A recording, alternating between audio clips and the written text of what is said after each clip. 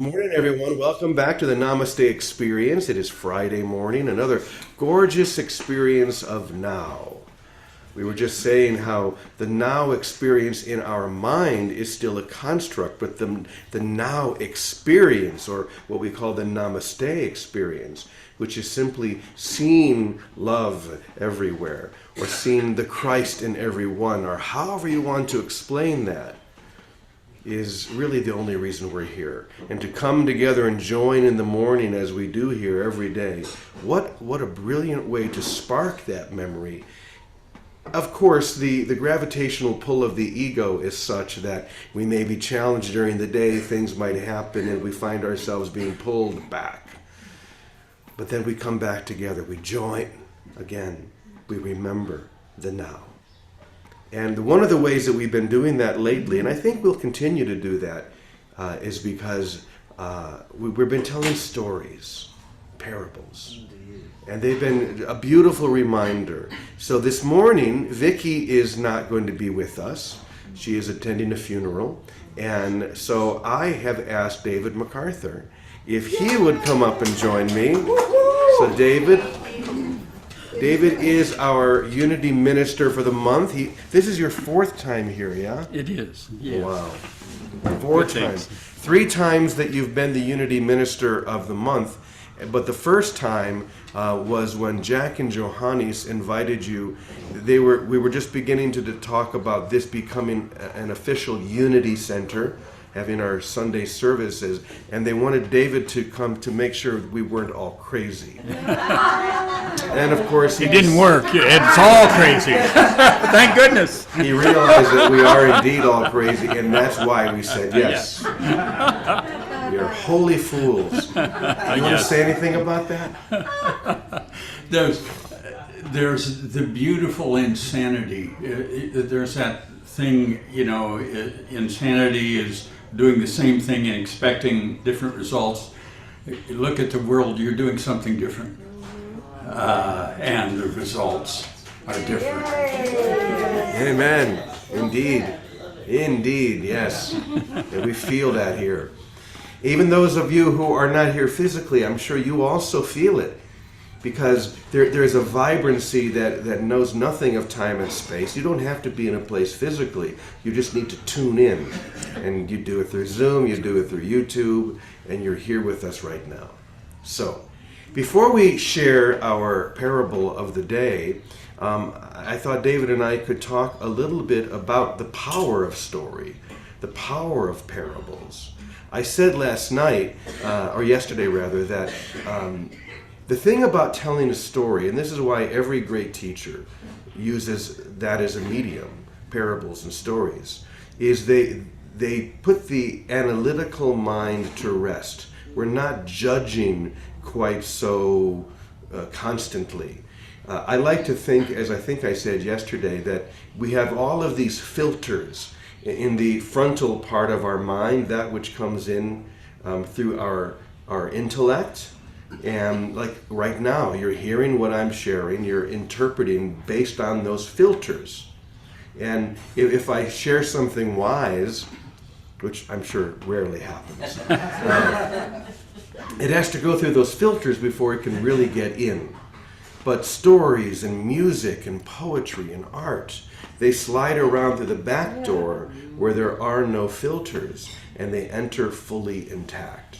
So I think this is why all the great teachers used parables. This is why Jesus told stories, and he said to his disciples, "To you I've given the secrets of the kingdom, but to these others I need to tell stories, so that they will understand." What would you like to say about that, David? One of the things that happens is when we hear this story, we're experiencing a symbol. And that symbol is a part of something in us. So it pulls that part of us into touching our consciousness instead of our mind having to figure it out.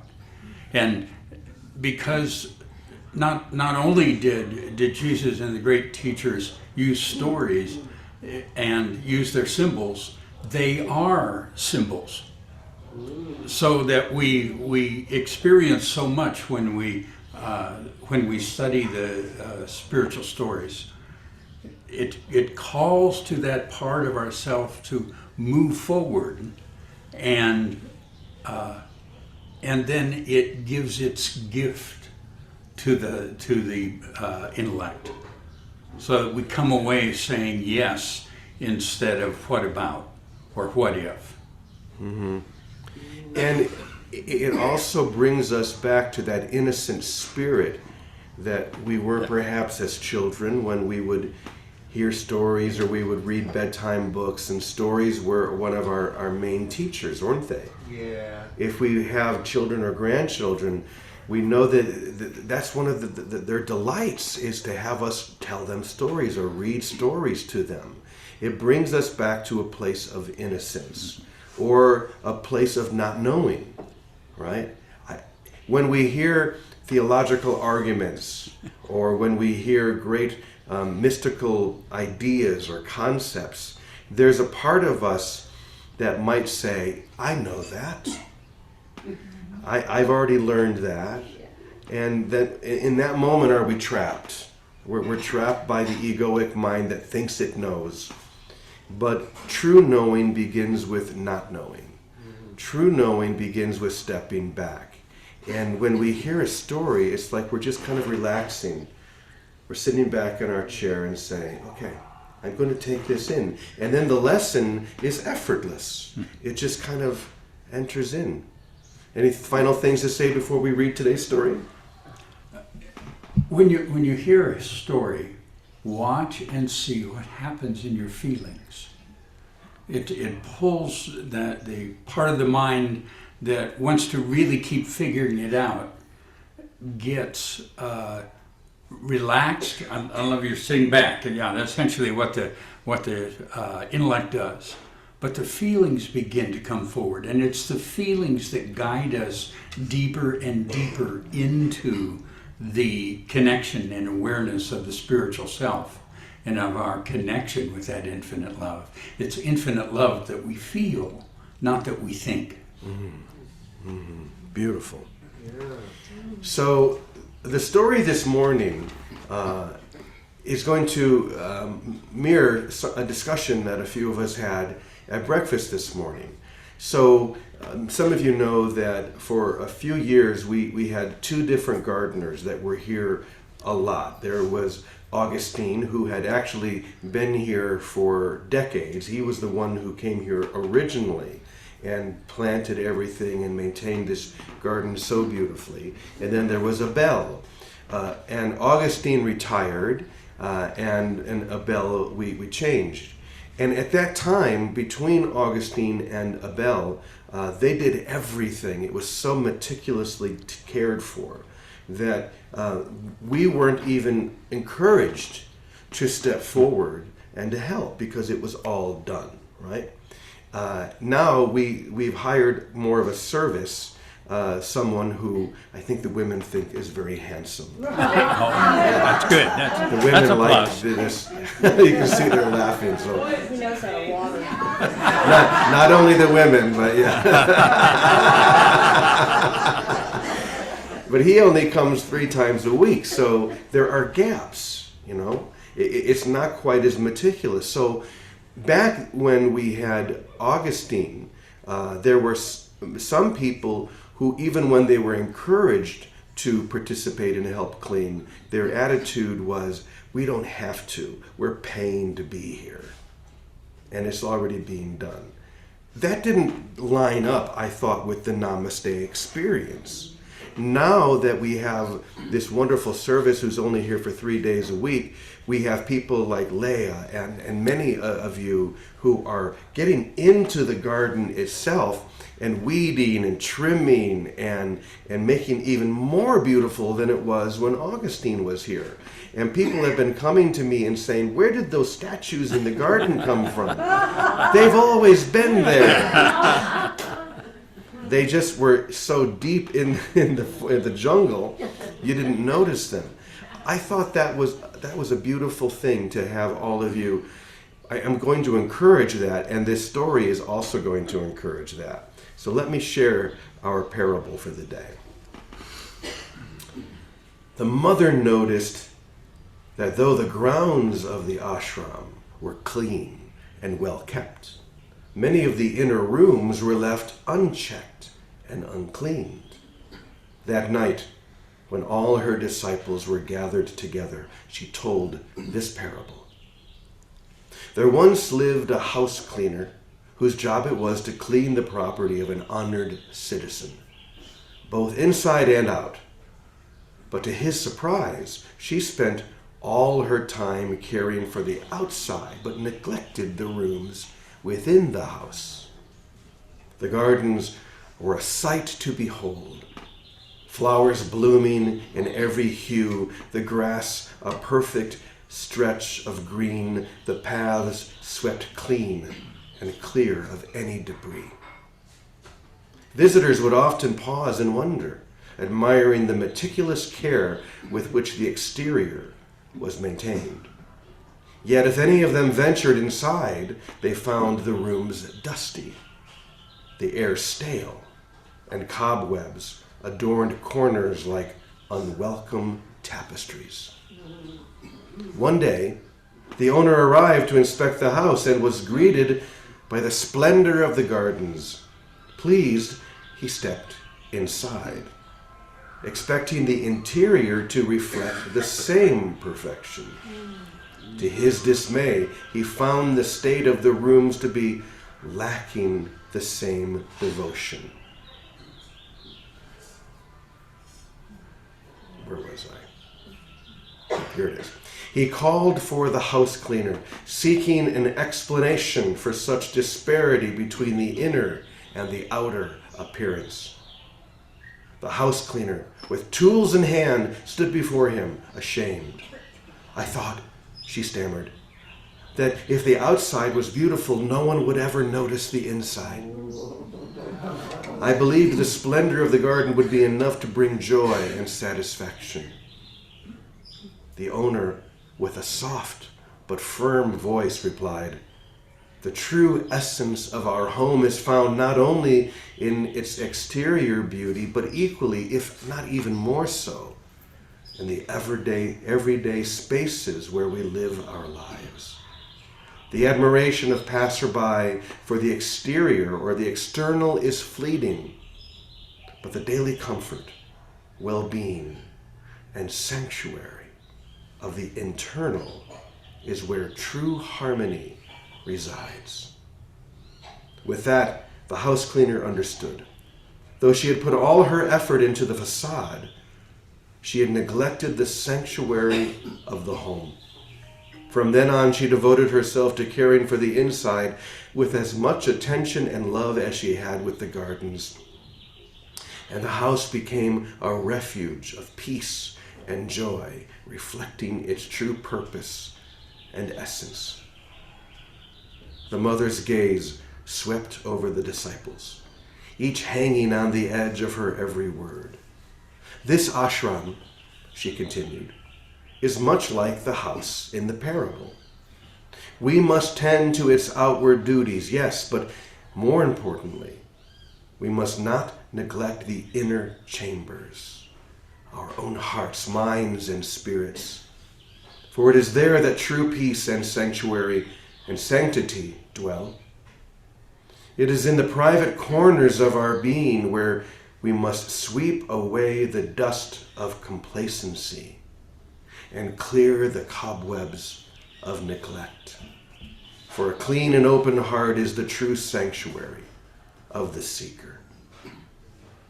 Her disciples sat in deep contemplation, understanding that the mother spoke as much about the space in which they sat as about the landscape of their inner selves.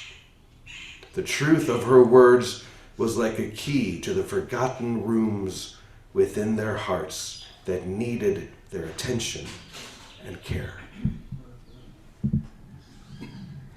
So maybe it brings up a question for each one of us.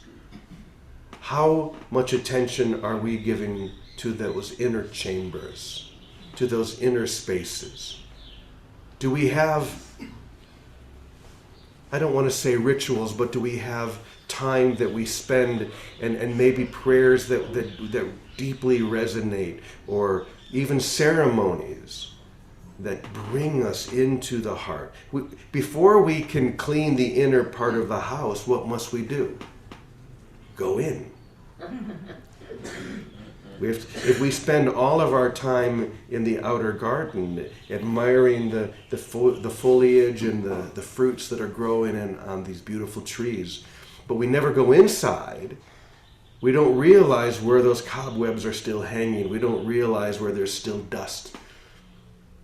Now, obviously, in a community like this, we join together here every day for session, for meals, but we also have plenty of time in which we can be alone in our rooms or our casitas, and we can do the inner work that makes the outer even more beautiful, even more radiant. So it's wonderful that all of us are pitching in, and hopefully that will continue in different ways. We have the board here that Chris so beautifully designed, and other ways that we can lend our own hands and energy to making sure the outer parts of this beautiful community are always kept at its highest, its most beautiful. But then to always make sure that we find that inner space where we can go and do the true work that makes this even radiate brighter. What do you want to share about that, David? There's that simple but beautiful understanding that we discovered long ago, that we create from the inside out. I think of waking up in the morning. The beauty of the day is chosen by whether you want to feel that the day is beautiful. It may rain, it may be sun, it may be windy, it may be cold, it may be hot. Is it beautiful? If I choose to experience beauty, then my inner creates my outer.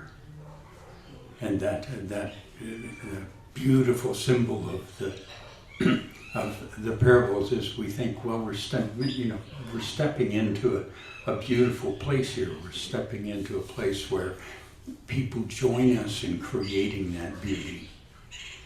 Do I want beauty? Can I feel it? And in those first breaths of the morning, if I feel that beauty, it's created into the outer. And you've done it so many times, you know what happens. It's beautiful all day long. Especially those times when it tries not to be. The ability to find that beauty or see that beauty, because the cleansing is a choice.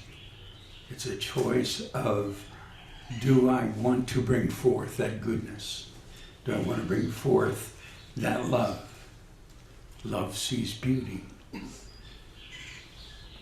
You know, this also reminds me, clearly, it has very little to do with what the environment is like. Take someone like Mother Teresa, who spent almost all of her time in one of the busiest, poorest cities in the world, amongst the poorest of the poor in Calcutta. Do you think Mother Teresa came out of her room every morning and say, gosh, it sucks around here. Look at all the poverty, look at all the people, look at all the dirt. I don't think so. In fact, from what she said, we know that she didn't say that at all. She walked out of her room and said, I'm in heaven.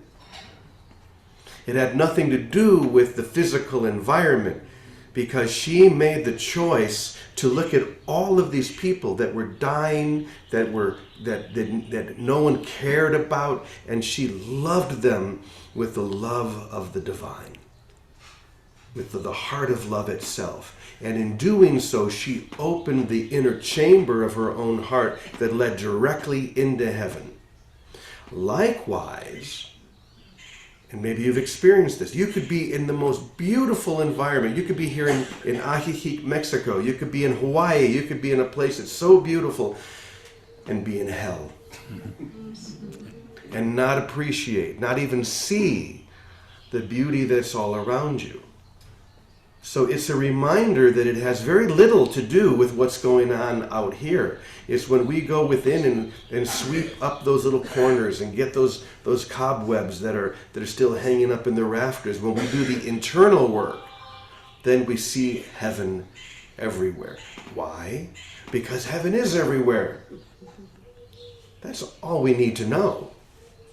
You know, the idea that we have to die to get to heaven, I think, is one that we've all given up. Yes? We don't have to lose our physical bodies to go to heaven. I mean, many of us believe in reincarnation. And we know that we just do it, we just do this cycle over and over and over until we realize, deeply realize, that heaven is everywhere, every moment. And then the need to continue to recycle this, we just go to the next level. Right? And so here we are in this moment making that same choice. Will I choose to see heaven where it is right now, right here? I don't need to look anywhere else. It's just my choice to see, to give, to radiate, that allows the heaven that is always in front of me to shine. One of the very beautiful things in the parable is the moment that the landowner enters the house and sees two things, doesn't he? One, he sees that it's not kept up, but there's another way in which he sees.